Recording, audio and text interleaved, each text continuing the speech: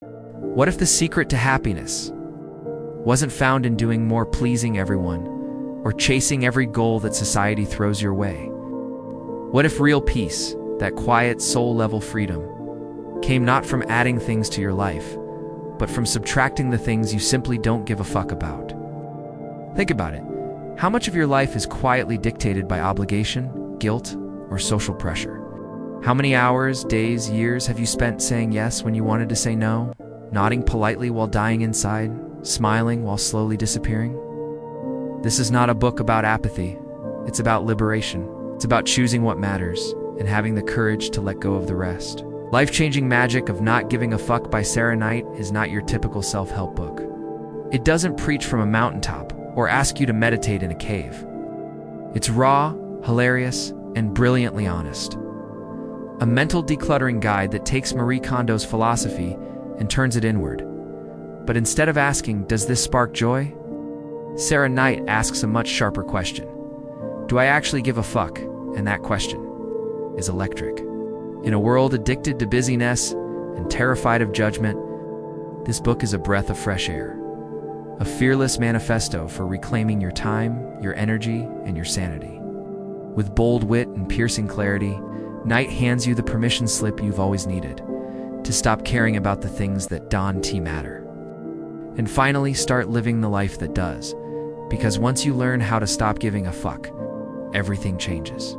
The story doesn't begin with a dramatic tragedy or a spiritual awakening in a monastery.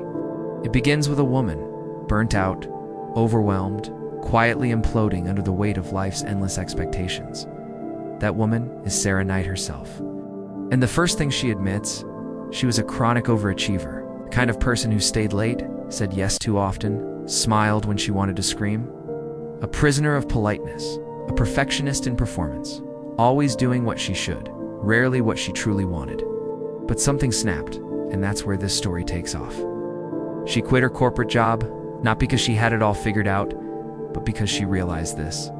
Life is too short to waste your fucks on things that don't matter. That's when she had her breakthrough.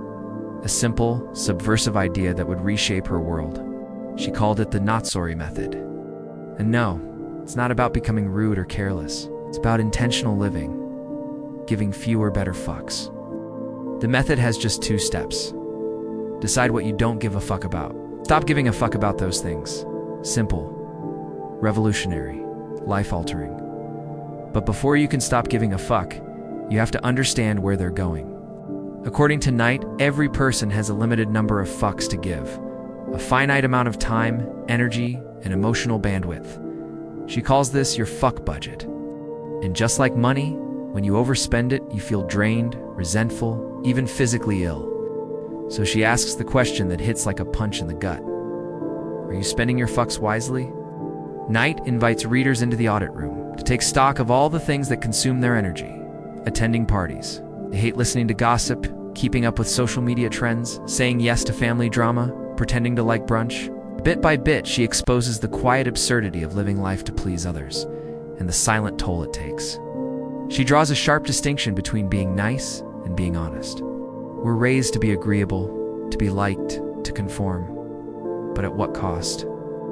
Knight argues that the fear of being disliked is one of the greatest thieves of freedom and the real magic. It comes when you start living from a place of truth, not approval. You begin to notice how often you give away your time to things that don't align with your values. You say yes to things out of guilt. You overextend because you're afraid of disappointing someone. But each unnecessary yes is a betrayal of your deeper no. Knight doesn't just highlight this problem. She builds a system to solve it. She suggests organizing your life into categories: work, friends, family, acquaintances, social events, obligations, and then ruthlessly evaluating which parts actually deserve your attention. And here's the genius part. When you stop giving a fuck about things you don't care about, you free up space for what you do. That's when her own life started to transform. She became more creative, more present, more in tune with who she really was. And paradoxically, she found that the fewer fucks she gave, the more people respected her. Not because she was cold, but because she was clear. She wasn't wasting energy on fake pleasantries or hollow obligations. She was living with intention, This middle section of the book isn't just theory, it's a guided liberation. Night offers concrete examples, play-by-play strategies, and even scripts to say no without being an asshole. From dodging endless office birthday collections to declining awkward family events. She proves that it's possible to be honest and kind, to protect your energy without becoming a villain. What makes this journey so powerful isn't just the content, it's the tone. Sarah Knight isn't whispering from a therapist's couch. She's handing you a megaphone and saying, take your power back. But even with this newfound clarity, there's tension, because freedom comes at a price. As the book edges toward its midpoint, Knight starts pulling back the curtain on the emotional resistance that shows up when we try to change. Guilt, fear, the voice in your head that says, you're selfish, the friend who says you've changed, the parent who manipulates you with love laced in obligation. And this is where many people stop. This is the emotional battle line. But Knight, she doesn't flinch. She looks you in the eye and says, you're not selfish for putting yourself first. You're smart, you're human, and you're allowed to design a life that makes sense for you. As the middle of the book approaches, something remarkable happens. You start feeling it. A shift, subtle but seismic. The fog of obligation begins to lift. The tightness in your chest loosens. And you start wondering, what would my life look like if I only gave a fuck about the things that truly matter? That's the turning point. And from here, the transformation deepens. As we pass the midpoint, the fog of false obligations starts to burn away in the heat of clarity.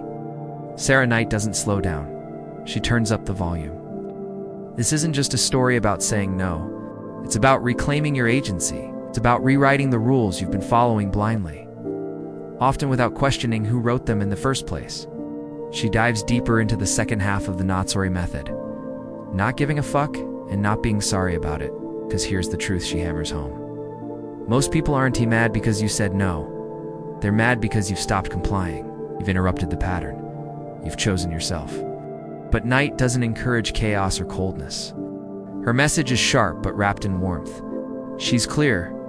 Giving fewer fucks doesn't mean being a jerk. It means being honest, respectful, and unapologetically clear. It means knowing your limits and defending them. Not with excuses, but with boundaries. She takes us through the trenches, real-life situations that most of us find excruciating. The dreaded destination wedding invite that will cost you a month's salary. The coworker who won't stop unloading their personal drama. The family member who insists that your presence at a gathering is non-negotiable. Knight breaks these scenarios down like a strategist. She doesn't tell you to ghost people or burn bridges. She hands you the language calm, kind, and firm, to step out of expectations and into autonomy.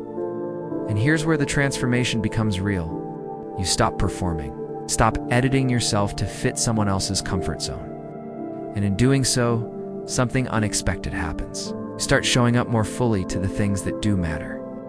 Knight begins to show us the ripple effect of this lifestyle shift. When you no longer waste energy on meaningless commitments, you begin to invest in your true values, whether it's creativity, relationships, health, or joy. Instead of scattering your focus in 100 directions, you gather it. You become deliberate, grounded. And here's the beautiful irony. By giving fewer fucks, you actually care more, but better. You become a better friend, a more present partner, a stronger contributor. Why? Because your energy is no longer diluted. You've cut the noise, so your yes carries weight. This leads to one of the book's most unexpected revelations. Living a not-sorry life doesn't just change your schedule, it changes your identity. You become someone who is no longer owned by fear, someone who doesn't crumble at the first sign of disapproval, someone who has traded guilt for clarity, shame for self-respect. Knight emphasizes that this isn't about cutting people off. It is about cutting the nonsense out of your interactions with them. It's about shifting from fear-based decisions to value-based ones. And once you cross that threshold, the world doesn't fall apart. It falls into place. Of course, this process doesn't come without backlash. There will be people who dante like the new you, the version that doesn't apologize for every choice, so that doesn't attend every event, that doesn't say yes out of obligation. And Knight is clear. That's okay. Not everyone will understand your journey. Not everyone needs to. Because the goal isn't approval, it's peace. She talks about the fuck over, the uncomfortable but temporary backlash of setting boundaries. It's the emotional tax you pay when you start to live honestly. But once it passes, what's left is freedom. In one of the book's most cathartic segments, Knight compares emotional clutter to junk in your closet. It builds slowly, invisibly. One bad friendship, one pointless meeting, one too many favors.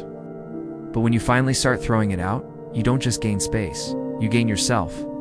By the final chapters, you're no longer just nodding along, you're reevaluating, reorganizing, reimagining your life. What have you been tolerating that no longer serves you? Knight invites you to write your own fuck budget. A clear written declaration of what you will and will not spend your time, energy, and attention on. It's personal, it's sacred. And it's a promise to yourself that your life will no longer be lived on default. In the closing pages, the book shifts from tactical to transformative. You begin to realize this ISNT, a quirky guide with a provocative title. It's a quiet revolution, a psychological detox, a spiritual unburdening, disguised in the language of humor and profanity. And perhaps the most profound truth emerges. When you stop giving a fuck about the wrong things, you start becoming the right kind of person. The kind who lives awake, not for appearances, not for applause, but for truth. And in a world of noise that is nothing short of magic. There are no dragons, no detectives, no long-lost lovers in this story, and yet there is a protagonist. You. That's the genius of the life-changing magic of not giving a fuck. Sarah Knight doesn't need to invent characters because the moment you crack open the book, you step onto the stage, you become the lead. And every fear, every guilt trip, every anxious yes you've ever said becomes your antagonist. Knight positions herself not as a guru, but as a guide who's already walked through the fire of people-pleasing and come out scorched but stronger. Her role is part truth-teller, part life strategist, and part brutally honest friend who reminds you that freedom is a choice, not a luxury. And as you journey through her method, you realize something quietly radical. This isn't a book about rebellion, it's about alignment. Because the real theme of this book isn't about caring less, it's about caring better. Knight's message isn't burn it all down, it's lighten the load so you can finally breathe.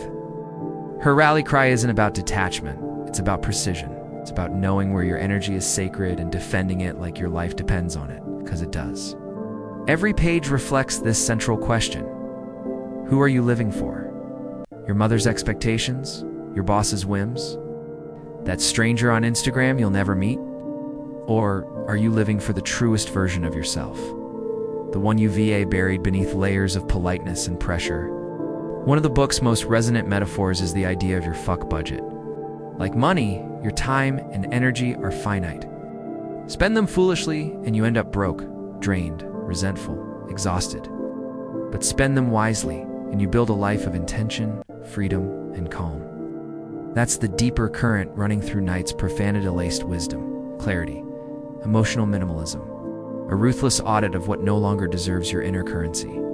And in this pursuit of clarity, Knight touches on themes that go far beyond simple time management.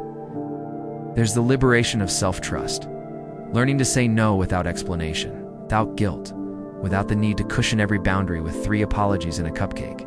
There's the courage of discomfort, knowing that some people will be disappointed in you, and realizing that's not your problem to solve.